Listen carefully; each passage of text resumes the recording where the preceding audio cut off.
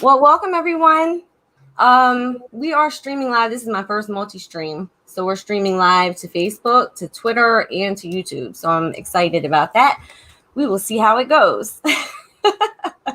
I am Megan, and I am with Not an Autism Mom. And I am here with Lisa from Reach Every Voice. And I'm here with Julie from Autistically Inclined. And we are here to talk about transitioning to spelling, typing, pointing as communication. So I will kind of give you a backstory of how I came to go on this journey. One of my children is an AAC user, and he is mostly non-speaking. He uses Proloco to go. And I spent an entire summer, 2 summers ago, I spent an entire summer looking for resources for me and for his teacher to transition to reading and writing from using symbol-based AAC. And we knew that he could do whatever he could do whatever he tried to do, right? But with teaching, there's like a standardized way to give instructions. So like you introduce it, you do the instruction, you do the practicing, and then you do the assessment, right? And so my son, he has motor differences. He has a lot of different communication differences. And so the assessment part of it always eluded us. Like we didn't know when to move forward. And I know that that's a problem with a lot of our kids. And so what ends up happening is they just don't move forward. And that's just not okay. So Lisa reached out to me, and then I reached back out to Lisa, and then Lisa reached out to Julie. And so here we are, and we have compiled a resource list for you all. And we're going to talk about some awesome resources for you to get started on your journey. So I will introduce Lisa first. Take it away. Thanks, Megan. Hi, I'm Lisa Mahalik-Quinn. I am based in Rockville, Maryland, and I work with Reach Every Voice. So let me back up a little bit. I'm a teacher by training. I'm a public school educator. I've been in the schools for 13 years, and as a special educator, a co-teacher, primarily in inclusive environments. I spent my first 6 years teaching, working with students who were in a dedicated AAC program. So in their K-2 school years, they would learn how to use their devices, primarily in a self-contained classroom with some inclusion opportunities. When they got to 3rd through 5th grade, they were on my caseload, and they all had their own homerooms and were in their classrooms for the majority of the day. So this was a great program. Most of my students used symbol-based devices, Dynavoxes, Dynamites, and 6 years into this, the county that I worked for decided they were closing this program. So I needed to do something else, and I knew that our county was, they were piloting a facilitated communication pilot program in one of our middle schools. And I knew some history of FC, and I didn't know exactly how I felt about it, but I knew that my autistic students were smart. I knew they were really smart, and we weren't meeting their needs. They didn't always have the ability to show what they knew, and the devices I had access to and the training and the courses were just, they weren't appropriate. So I kind of came to it with a skeptical eye. But the more I got to meet my students and see how they were communicating and how they were being taught to communicate, like, because it's not just a assisted thing forever, it's a teaching strategy. So you learn how to communicate, how to spell and type to communicate. I knew I needed to do more. So Reach Every Voice, we began as a summer program for 6 kids who wanted something that was meaningful, meaningful, like education-wise and interesting and socially, but also a place for them to be able to practice their communication skills with people who are supportive. So we started a summer program, and that grew into weekend programs, and that grew into providing one-on-one services to people. And when the pandemic hit, we had to fundamentally change the way we provided services because everything was in person. So we shifted. Now we coach families online. We provide instruction online for engaging classes, topics that kids want to learn about, like marine biology. We do an academic writing class, and they're all scaffolded so that students of multimodal communicators, but also multi-leveled communicators can still participate meaningfully in these classes. So now, we're an always evolving organization. We don't do anything just because we think we should. We do it because there's a direct need.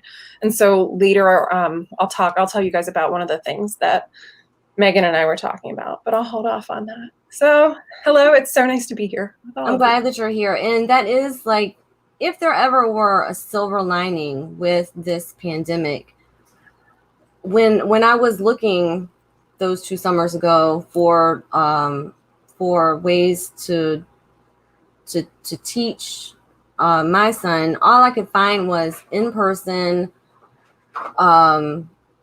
where you had to travel for a weekend, and that was, it was basically a couple $1,000s commitment to get these resources. And I'm thinking to myself, why don't we have more like online things where we can, get these resources? And if ever there were a silver lining, it's this.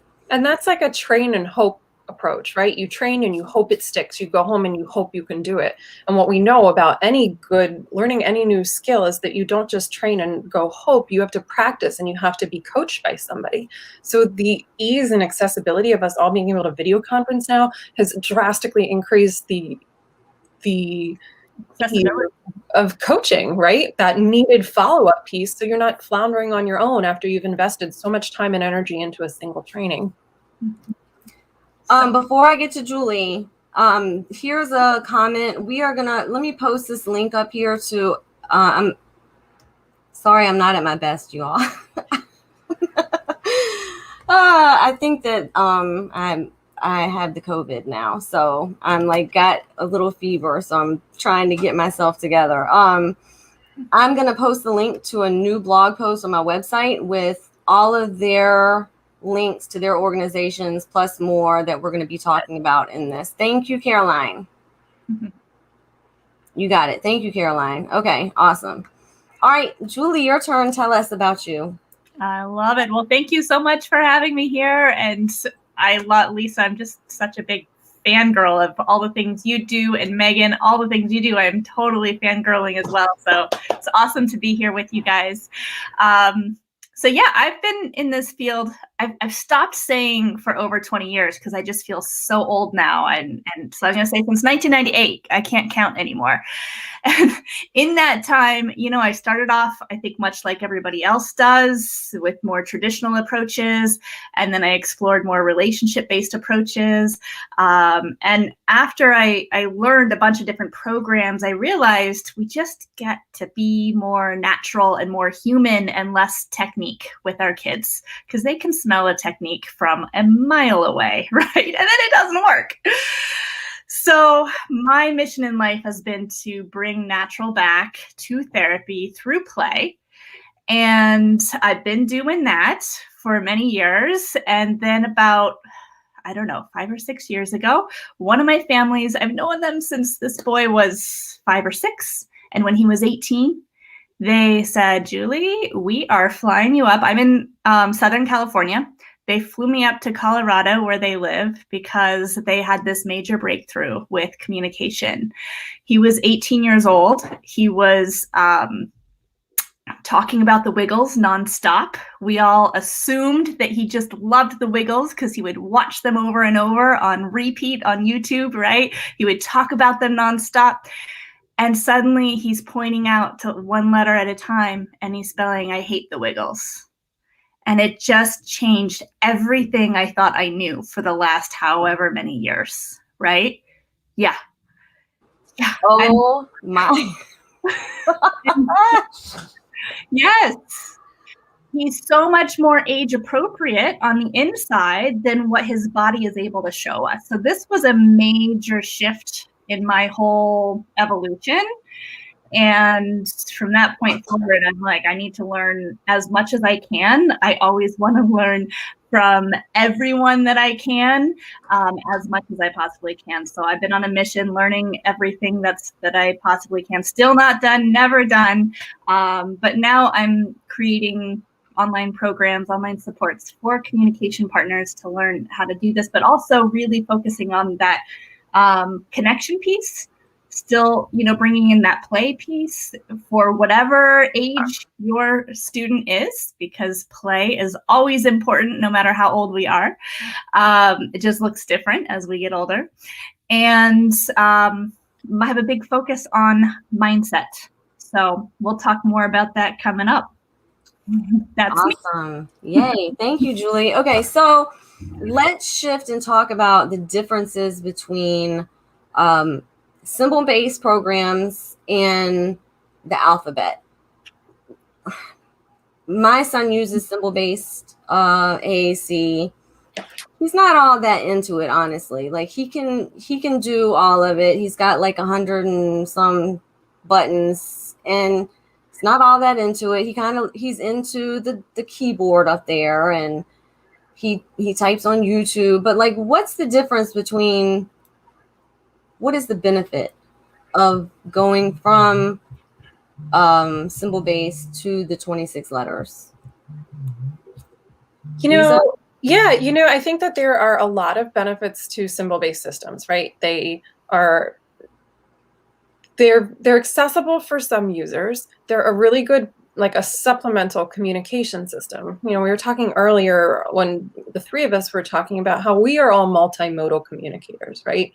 We speak, you guys are nodding and like you're understanding right now. We text, I send Julie Bitmojis. Like we all have many different kinds of communication styles. So there's no reason that non-speaking students should have just one communication style. So I think one of the limitations I see with symbol-based programs is that a lot of times we get used to using them just to request things, right? They can get me something I want to eat. They could get me something I want to play with. But there's not a whole lot going on beyond that, right? There's not that room for somebody like Julie's student to say, hey, I actually don't like this that much, right? Or for someone who's saying, I want a quesadilla, I want a quesadilla, I want a quesadilla, or they're just giving you a quesadilla picture, when in reality, it's because they're having like an allergic reaction to it, and you find that out later. We don't have all that ability to say it. So I think a marriage of a keyboard and symbols is what's really important, because you have all these quick hits. If you're an efficient communicator, that's great. Some of them are designed to take into account, motor planning processes. I find them confusing to use.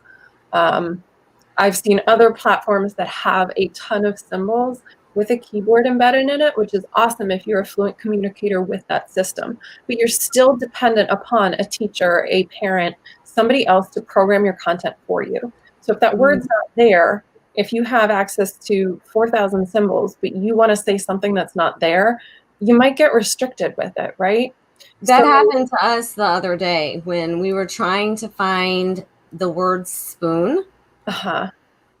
And we were looking all around for it. Like, we're looking in the kitchen appliances, and we're looking in, it was hard to find the word spoon. It shouldn't have been that. Shouldn't have been that hard to find that. Yeah. And if it's hard sometimes I try and think, and I'm like, if it's hard for me, and I grew up with a friend who had a communication device, like back in the early 90s, this thing was huge. It was heavy, and like, it was called a Liberator, and it was not liberating. It was so hard to use and so hard to program.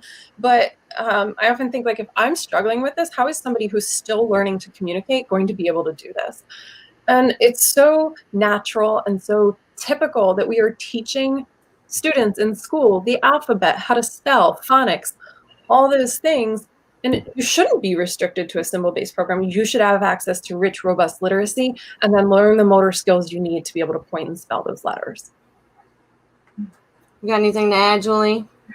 Yeah, I love that. I think you bring up such a great point, Lisa, about like the motor skills being such a big focus there, right? Mm-hmm. That oftentimes our kids aren't able to show us all that they know, but that doesn't mean they're not learning. And so how can we help them master or get a better control over their motor system so they can purposefully learn how to point to the letters? And once you're able to point to one out of, this has much more than 26 options, but if you start with an alphabet board, right, 1 out of 26, you can say anything.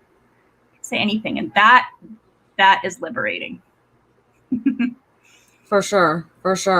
I remember, so that summer that I spent looking for resources, it was hard figuring out if my son understood what was being taught, right? So I don't think that I was aware of presuming competence yet. I'm not sure if I had like even dabbled in that kind of concept yet. And we were kind of going around like, if he doesn't talk, then how do we know if he is understanding the phonics of it, right? And then, okay, well, if he's not doing the phonics, then we're going to stay. I mean, he literally learned the alphabet for the entire year because, I mean, we were looking for resources, but we couldn't find them. And so it's, with that teaching method of, instruction, practice, assessment, then you're on to the next, we were stuck in that loop. So can you all kind of talk about like, if there are teachers, educators, therapists, parents that are kind of stuck in that, stuck between, you get what I'm saying. Right. If you're stuck there, like where do we go from there? Like, what is presuming competence? All of those things. I think it's easy to look at somebody and say, well, they're not doing it. They don't understand it, right? I told you to go and grab my keys off my desk and you came back with my water bottle. Does that mean you don't know what keys are? No. And I think we need to like reassess how we are judging our students. I think we misjudge our students' behaviors as things like isolation or a lack of motivation, aggression, non-compliance, inability, like we started on the list back here. Right. Yeah, I think we see those things when in reality what's happening is these are people who are dealing with a body that experiences really, sensory and motor differences, and they can't communicate effectively and they can't impact the world around them if you don't have the ability to control your body. And like, we're learning more about autism, not as a cognitive deficit. We're learning about it as like, there are a lot of sensory motor needs. There is a very different motor system. Apraxia is something that people need to understand. And it's a neurological condition, right? And it's characterized by this inability to perform things that you've learned. Like you just cannot make your body do it. It's this brain-body disconnect. And it's really hard for some folks to wrap their heads around that. I like to talk to people about driving stick shift. Like this is a really complex motor action. I also find, like Julie was talking about getting older, the more recently I've done this, like most of the younger people I'm talking to, they don't know what the stick shift driving is. Oh yeah, that's right. They don't really have stick shifts. Right? So when I was in college, my boyfriend had a car and it was stick shift, and that was the only car I would have had access to. And I didn't know how to drive it, so I learned, right? I knew I needed to push down with one foot, pick up with the other foot, move the hand down, and I would be good to go. So I understood it. I had this cognition for it. And then when I got in the car with him, it was entirely different. Like I froze. He just said, hit the foot feed. And I was like, I don't know what foot feed is. What's that? And we didn't go anywhere. I cried. We stopped. And then maybe a year later, my friend who's a special ed teacher took me to a parking lot and was like, we're just going to drive around the bus loop. You're going to go from 0 to 1. Okay, move your right hand now. Push down with your left foot. Pick up your right foot. And it was all these broken down things to help me perform this complex motor action. And that's what we're doing for our students now, right? We are not saying just because you pointed to apple when I asked you like to find the orange, it doesn't mean you don't know what an apple is. It means your body's not working right. And we're going to help you figure out how to do that. Yes. Yes, and one of the things that I had to teach myself how to do differently is learn how to speak to the brain differently from how I speak to the body. When I speak to the body, I'm breaking stuff down into, smaller step-by-step pieces, not because they don't understand it, but because they have to get their motor to perform it. Mm-hmm. And when I speak to the brain, I'm speaking to that person how I speak to anybody else, how I speak to you guys, right? How I speak to anybody else their age, because I know now that it's all going in, that their body just isn't able to always show us. Yeah. That's awesome. Yes. So presuming competence, it needs to be part of. Yeah. And that's everything. Yeah. We talk about it as the least dangerous assumption, right? Because what happens if I look at you and Megan, you were saying, we look and they're not passing the assessments. They're not passing the assessments. We're stuck in this loop. So what do I do in response to that? I keep doing the same thing. That's kind of harmful, right? We're not making any progress and I'm restricting your access to everything. What happens if I say, okay, well, I see that, we're not doing this today. Let's take a look at something else. We'll circle back later if we need to. And when you think about, I know as a teacher, when I think about how I treat students or how my colleagues treat students when they think they're not listening or they think they're not capable is vastly different than how you treat somebody that you presume is competent and capable and listening. And so we could potentially be doing a lot of harm to our students by talking about them, down to them, around them, by presuming they can't do things. And think about what the alternative could be if we just changed our mindsets to say, you know what, I think you can do this, but we're just not there yet. We're not there yet. We'll get there. Yes. Yes. Yes. Yes. It doesn't cost a thing. That's free. Yep. Yep. Did you have something to add, Julie, on that? Yeah, I think it is such an ingrained, we talked about motor loops and how our kids get stuck in loops, right? But we also get stuck in our own loops and the way that we speak to our kids. I mean, even neurotypical kids, right? I have a niece, and when she was little, I would do all the baby talk. And as she got older, I still wanted to do baby talk with her, right? She's my little girl. And you have to train yourself to break those loops and to and so what I'll do is I'll look at other people their age and recognize, how do I talk to them? And then how can I practice? Like, okay, I know how to do it there. I'm going to just start to be more aware in my interactions with my child of how I can bring more of that into our relationship. Mm-hmm. For sure.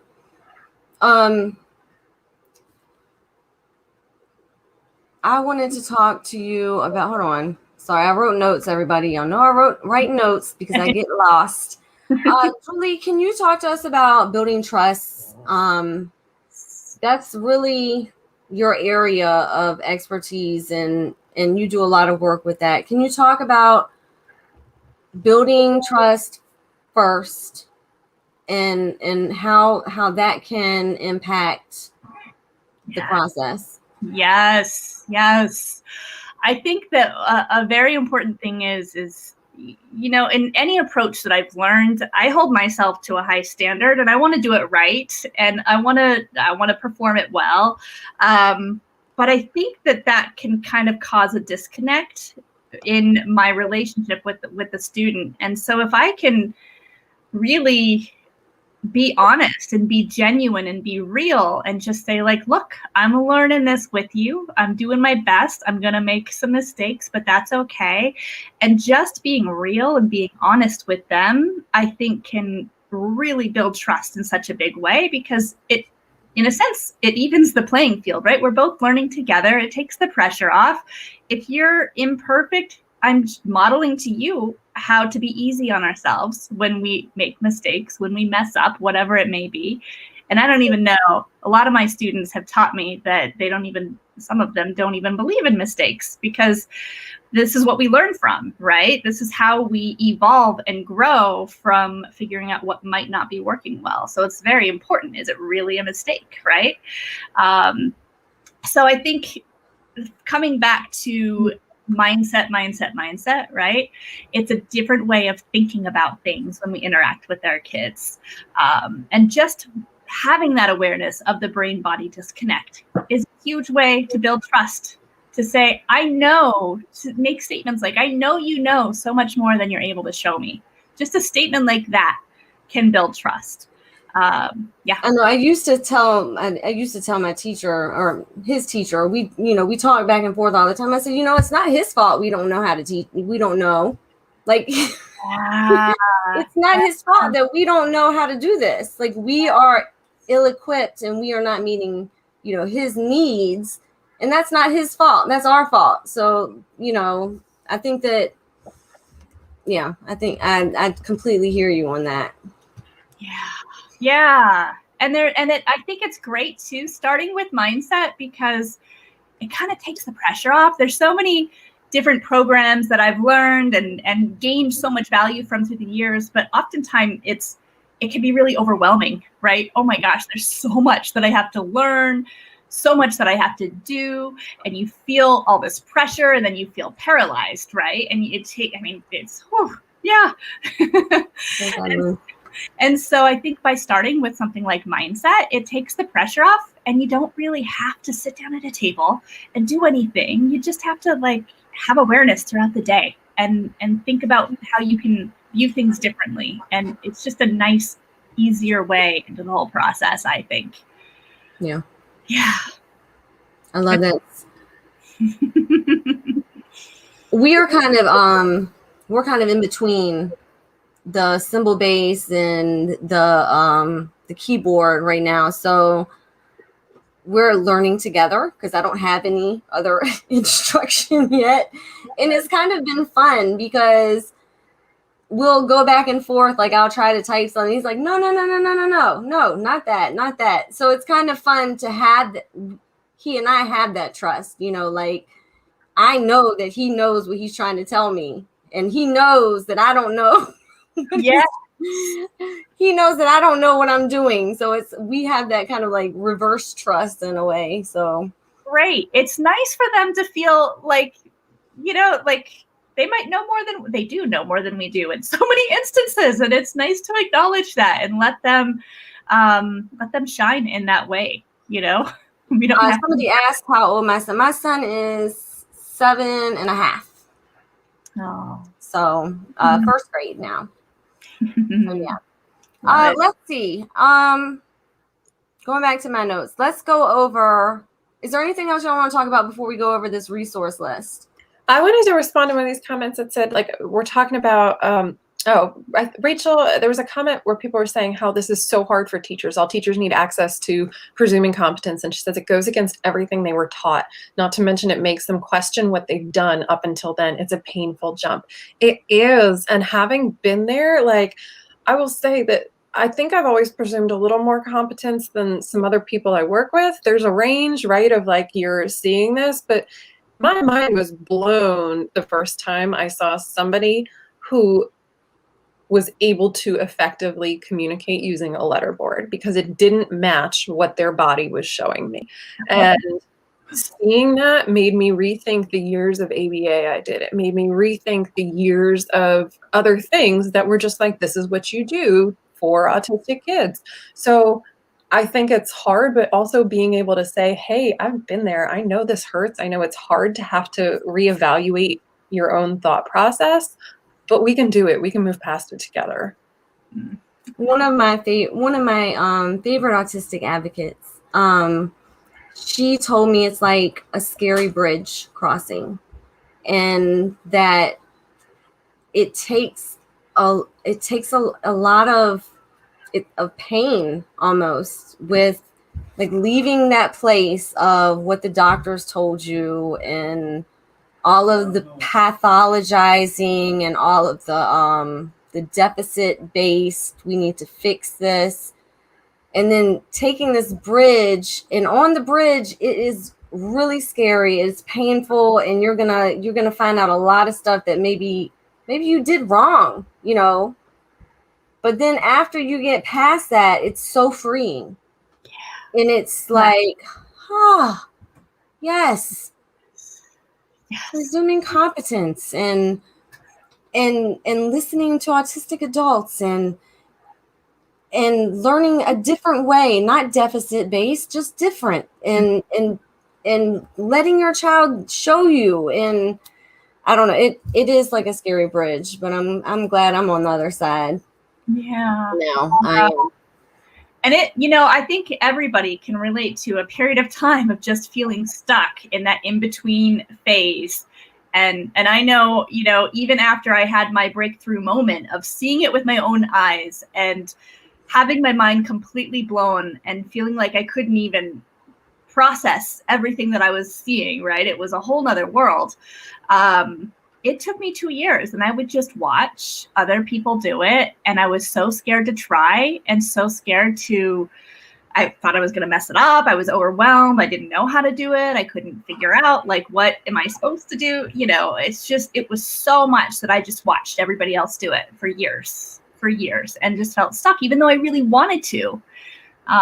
So I think just coming back to being easy on ourselves in that process. It's kind of a normal part of the process for all of us, even professionals. It's a process. It's a mind shift. It is. Yeah. All right, Emily, you're looking for specifics, so we're going to go into our resource list. So this live is not to go into like super specifics, because we are sharing resources that you can actually get training.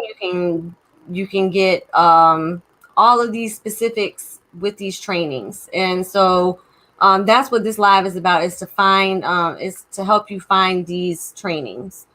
So let's get into it. Lisa, you want to start with? Do you want me to go with are we going through the resource list, or do you want me to share my thing? We can go, I don't know. What do you think? Your call. Okay, I'll just go over the resource list real quick, and then we'll get into some specifics with what Lisa and what Julie are both offering online, which are awesome. Let me share my screen. I thought I already shared my screen. It is what it is. All right. There we go. Do y'all see that? Yes. Okay, awesome. All right, this is on my website, and it is nonspeaking.com, and it's like the second post up there. You'll find it. So this is the resource list, and I want to start the resource list with my favorite Facebook group. It is not specifically about teaching your child how to spell, type, and point to communicate, but it is autistic adults. It's a Facebook group called Ask Me. I'm an AAC user, and it's where you can ask AAC users any kind of question that you want to ask them about a program that maybe you are starting. Maybe you are not sure about a method that the person is using. You can ask them and they will tell you. So I wanted to start off the list with that, because it is really important to make sure that you are getting that kind of feedback from autistic adults when you're doing any sort of program. The next one is Lisa's, is Reach Every Voice.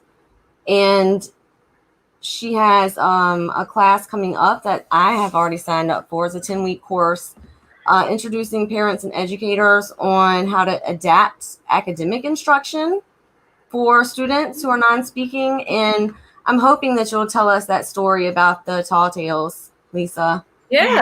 Okay. Do you want to? Sorry. Yeah, back to you. Do you want me to go ahead now? Yeah. Okay. If you want to put up my course outline too, I can talk about that.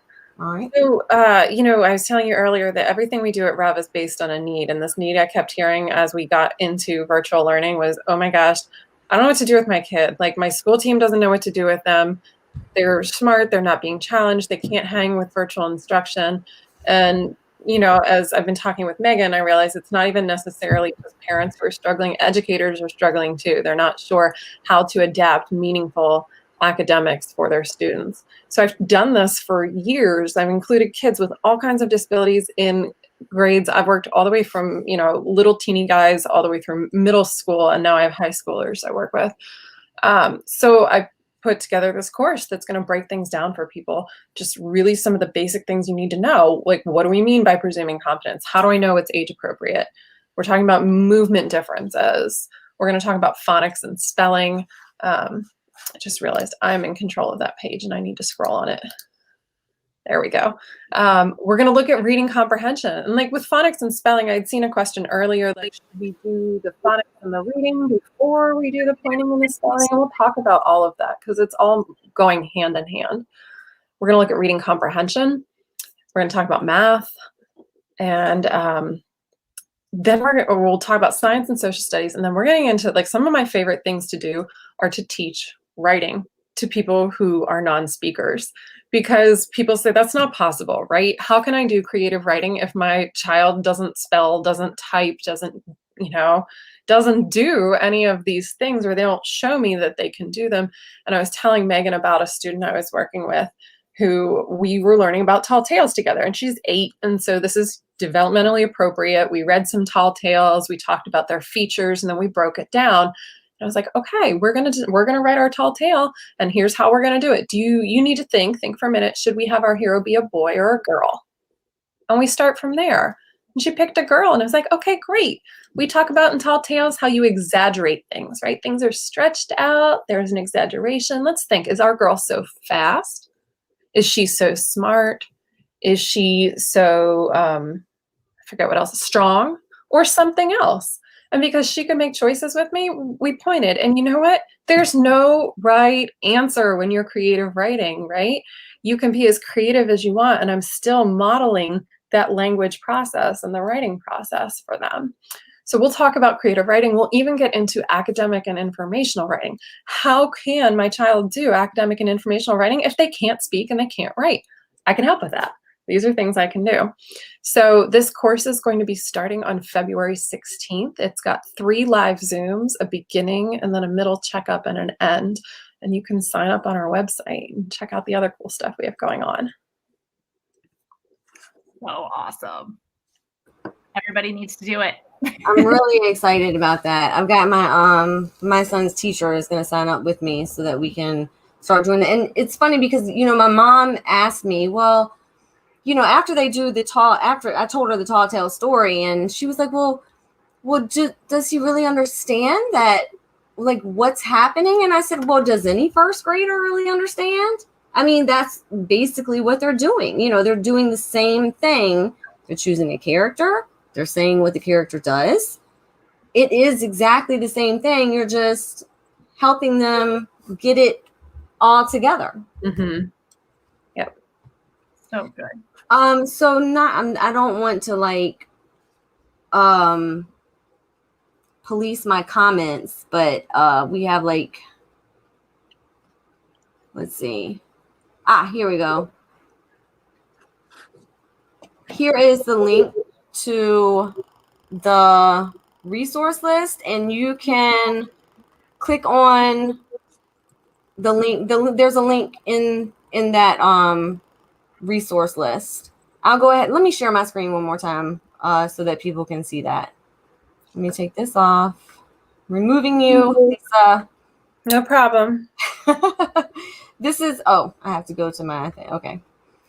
So this is the blog post, the resource list, and you can find this accessible academic course right here. Accessible academics course under Reach Every Voice. So you can find that there and to sign up for it. And it starts on the 16th, I think? 16th, the day after that February holiday, President's Day. Yeah, I'm super excited about that. I'm excited to have you there. Awesome. Let's see. Let me take that off. All right, so let's see. Did you have anything else to say about that, Lisa? Nope. That's all I have to say about that. Okay. All right, Julie, let's go on to you and what you do. Excellent. I'm Do you gonna have my screen to share? Yes, I do. Let's Awesome. see. Stop that.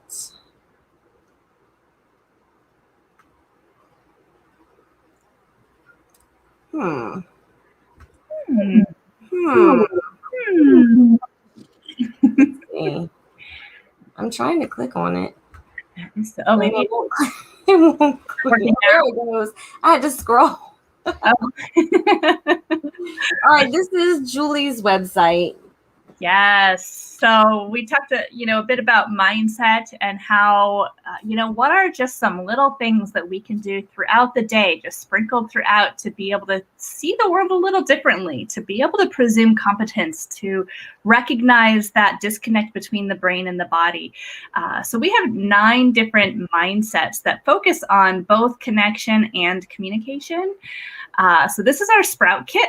There's a bunch of videos that are here, but also down here, we've got all these resources. So if you learn best by watching videos, you can do that up there. If you learn best by reading an ebook, we've got an ebook for you to print. We took notes on everything, so there's more of a condensed version here.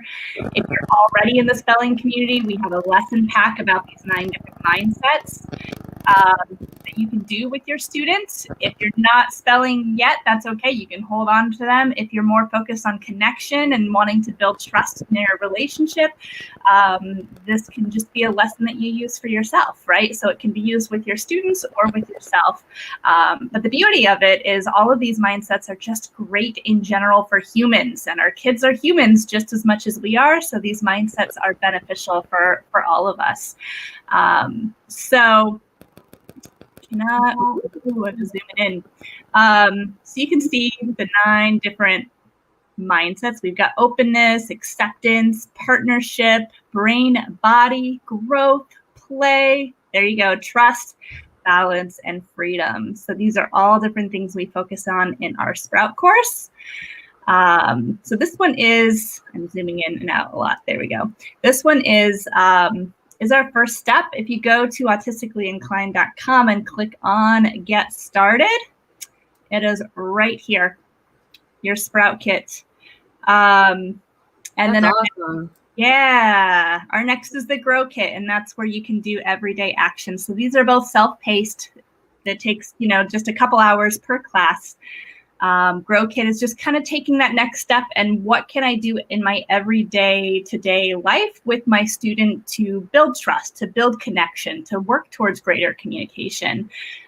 So that's the next level step there. And we are still building out our Flourish Kit, which is next level, so much more connection and interaction. So stay tuned.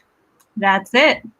That's awesome. I'm going to share this. I'm working with a school down in Fulton County, and we're doing a book study of Beyond Behaviors, and this goes right along in with that about building connections, starting with trust.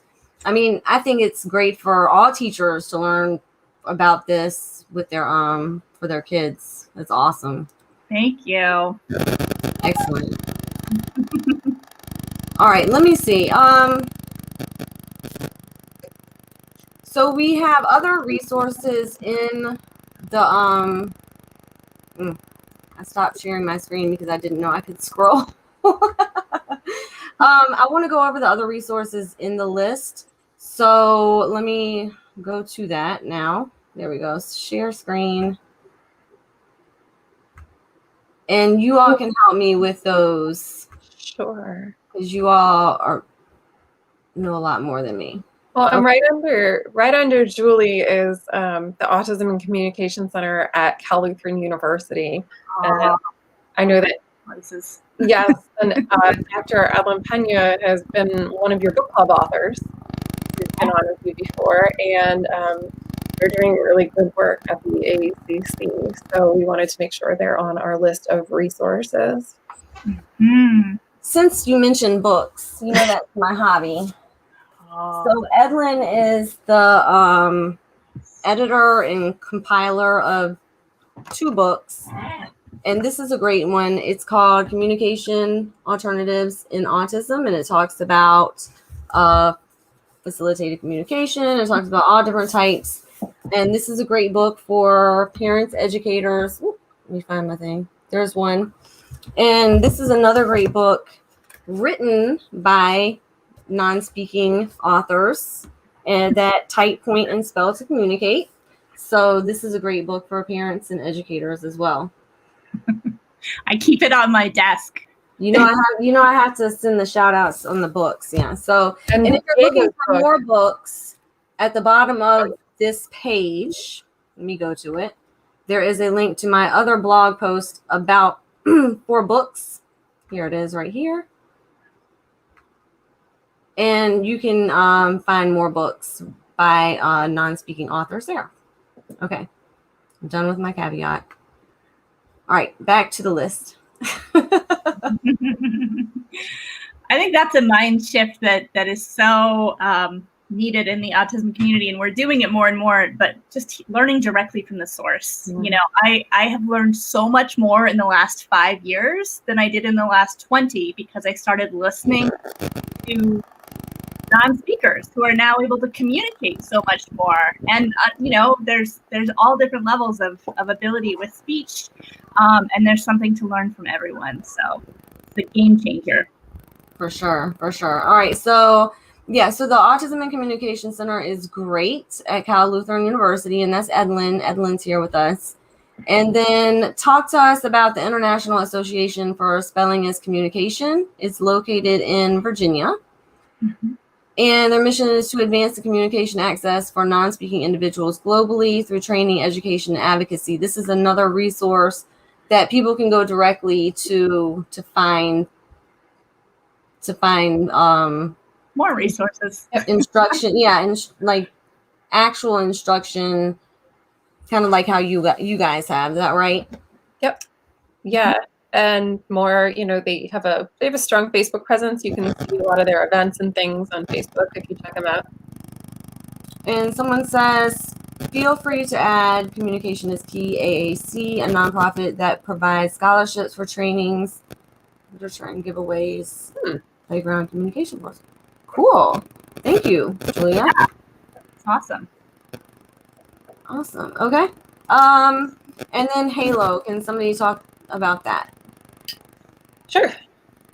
Yeah, do. Sure. So Halo is the Helping Autism Through Learning and Outreach. This is SOMA, if you've heard of SOMA and Rapid Prompting Method. This is their website and access to their training materials and webinars and things. They are based in Austin, Texas. And there are some videos you can take a look at and other information about RPM. Yeah, the top few links, including Halo, and the International Association for Spelling as Communication, and Lisa and Julie's links. They are all direct links that you can find. Y'all know my brain is not working. Like training resources. Yeah, training resources. Thank you. X-Minds. This is an awesome resource, and I'm so glad that you sent it to me the other day. They're local to me. You know, they're a group in the county where I live, and a lot of our resources here came from their page. They have a non-speaking student committee, and so they're called the Partnership for Extraordinary Minds, and you can check them out and all their things that they have going on. They have free webinars and other great resources. Awesome. And that the panel interview, I put that up here on presuming competence. This video right here, it was just epic. It was epic. That was Lisa. Yeah, that's no, but it wasn't just there. Non-speakers on the panel. That Sarah was up there on that panel. It was like a powerhouse presentation, I think. Like, yeah, overall. for sure. Tara Vance was up there from Neuroplastic. That was an epic video. And then I don't even know how to pronounce this one. The Jaswal. I think it's Jaswal Lab. Mm-hmm. Okay. Doing some great research in Virginia. So if you are hungry for research on this topic, they are one to follow. Yeah. Awesome. And then Communication First is they're There are a lot of advocacy. There are a lot of advocacy for all types of communicators, not just spelling typing, but all AAC users, and they are focused heavily on disability rights. Yeah, they do really good work. Yeah. Really good work. So that's a great resource just to have. I don't think that they do any kind of instruction or anything. They are more on the disability rights. Right. Also, if you want to see videos, and I mean, they have so many things to just absorb. It's great. United for Communication Choice, I'm not familiar with them. So that's a little bit more focused towards spelling, typing, pointing. There's the research base for that. There are videos of advanced users. It's kind of like an awareness, I believe, you know, a site that just connects people with like what's possible. Awesome. Mm-hmm. And then Neuroplastic, that's with Tara Vance, and that is a collective, right?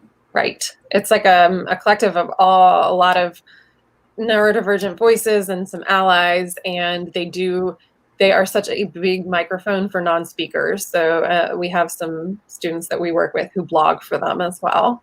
Yeah. Yeah. And then Inclusion and Communication Initiatives. I'm not familiar with them. So Syracuse University is kind of the hub for training for facilitated communication, but they also do really, really good work on inclusion and adapting things for schools. So we gave you the ICI as another resource you can take a look at. Awesome. And then at the bottom is more books written by non-speaking authors. And we have some people that are in the comments talking about the books. So I'm just going to take off of this. And so, yeah, so we have the leaders. I always want to say leaders among us because my kids play the Among Us game. leaders around me. And then Communication Alternatives in Autism. Also on that list is The Reason I Jump. Mm-hmm. And Ido Kedar's 2 books are up there. Ido is non-speaking. He talks a lot about his early years and getting stuck in that loop of, you know, he wanted to point to this, but he pointed to that, so he couldn't move on. So he talks a lot about that. So this is a great book. And he also has another book. I do a lot of reading Ido to my students when they are stuck. Like I will find a passage where he's talking about it and he's talking about how he cannot get his body to do what he wants to do. Because I think there's such a misconception ingrained that I'm the only one who has this problem, right? And I'm failing and I can't do it and this is terrible. But in reality, there are so many others struggling with the same thing you're struggling with. And it's powerful to hear that from somebody who's now typing about it. Yes. Yeah. Yes.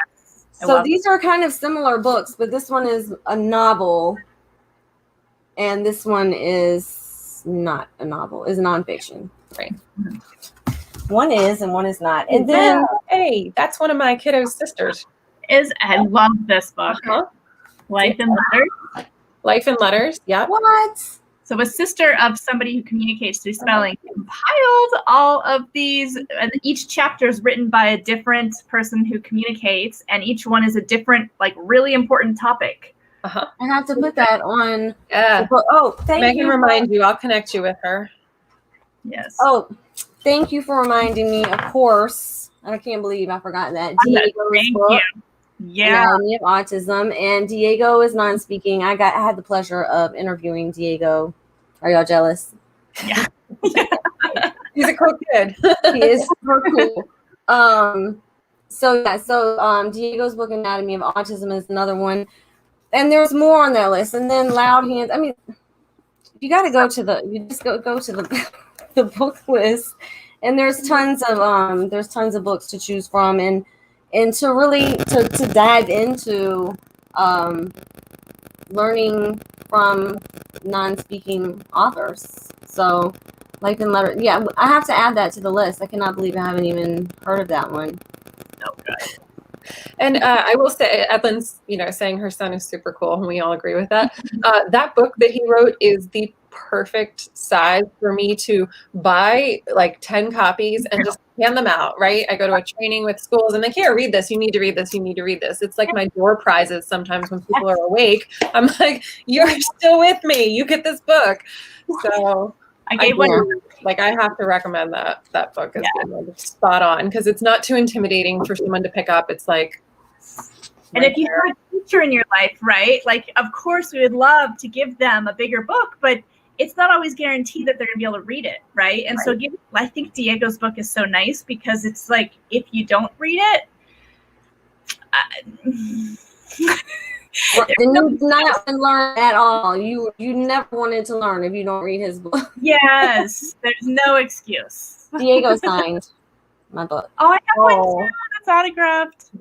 Yes, I got the autograph. These are for giveaways and for the book club. I'm not giving away mine. Happy. This is Diego's book, and if so we do a lot of interviews in that awesome book club. If anybody wants to put that link up there for the Facebook group, that awesome book club, we are gonna have Danny Whitty on February 25th, and he spells to communicate. He is the co-host of the Ocean and Us podcast, and he's going to talk about his journey to 26 letters. And I think he's about my age, over 30, I think. And he only started communicating this way a couple of years ago. And I asked him, how did you communicate before this? And he said to me, not well. So he's going to be talking more about that during our interview in the book club. And I can't wait to hear, just his journey and how it's been for him and all of that. Love it. Yeah. So if you like interviews like that, we do read sometimes in the book club. It's kind of morphed into a more of like an interview book discussion group. We do read sometimes, so we try. Thank you, Edelyn. So does anybody, there are so many comments. I know that people had questions, but I just don't even start. Contact information for everyone is in that blog post that I shared. And so it's on my website, Retros and Jabbers. That is a great movie. Mm-hmm. So if you're looking for more information, you can always reach out to me. You can reach out to Lisa. You can reach out to Julie, Edelyn. We're all here to help you find more resources. And there's so many more that we haven't even listed them all. It just happened that Lisa emailed me. I saw a post you wrote that I was like, right on. And I just thought I needed to email you. Yeah. I was feeling a little feisty that day. Yeah, but it's all good. And then I realized that you're like right near me. Mm-hmm. And then you connected me with Julie. So these are not the only resources, right? But these are some resources that we found. We're going to be adding to the list, just like the book list. It's ongoing. We just add to it and add to it and add to it. So, as I find more, Ocean and Us is awesome, for sure. Podcast. Oh, that's awesome! Yeah, that's Corey. That's one of our teachers. I didn't even know she was doing that in her marine bio class. I'm incorporating some of his videos in my intro to marine biology class. That's it. That's Corey from Reach Every Voice. That is awesome. We have some great teachers. Sometimes reading in a book club is a funny thought. Sorry. Yeah, Naomi, it's just a little, it's like a hybrid group. Like you can read, you don't have to read. We talk about books. We discuss books. We start books and hardly finish them. I'm the leader. So it's like, we're all doomed in the book club if I'm the leader. So, but we do have a lot of interviews, and we've already talked with Kieran Rose. We've talked with Marinike. Now I'm just gonna mess up the name. I'm sorry. We talked with Marinike Go. We talked. I can't even remember. We have interviews like almost every week now, so Amazing. it's a really fun place to be. Cool. Erica's asking if we have any resources or connections to people in Northern California. I do. I happen to be, that's where my hometown is. I'm in Southern California now, so email me and I'll connect you with several different options. There's lots of opportunities. There's a lot of, Emily said there's a lot of eight. Yes, there are. Yes, What? there are. So. Oh, yes. Love it. Love it. Yeah, and Edlin's Center is in California as well. Yeah. Yeah. So thank you all for joining us. I hope it was. Laura Nadine, you're amazing. Who is that? Laura Nadine, she's an advocate, a self-advocate, and she does awesome work. She works in the spelling community. She does music. She does virtual stuff. I've seen her keynote at several different conferences, and she's just incredible. So saying hi, shout out. Awesome. I don't even see that person. Oh, I see. There you go. Yeah, there you go. There you go. I'm so happy I learned about spelling to communicate. I have students composing music, using a music board. What? So cool. Yeah. That's awesome. Yeah, she's amazing. I've seen her do violin lessons with people, and that's all purposeful movement. You know what I mean? So gaining purpose and control over a body can come in so many different ways. It doesn't even, like, communication is one aspect of that. So, yeah. Somebody just asked where your emails. It's on your blog post, I think. It's on this link right here. You can find all of their contact information, all of the websites in that blog post right there. Lisa, reacheveryvoice.org, and I am autisticallyinclined.com. Thank you for that. And I am going to go and take a nap. Yeah, girlfriend. Like 2 hours ago, we talked, and she's fine. And now her hair hurts. I mean, Yeah. you got to go to bed. Yeah. So thank you all for joining us. Lisa and Julie, you stay on the line. I'm going to end the broadcast and y'all will still hear. But yeah, thank you all. And if you have any questions, reach out to Lisa and Julie. And we'll be back on if we have other things to share. You can bet on it. All right. Bye, y'all. Bye.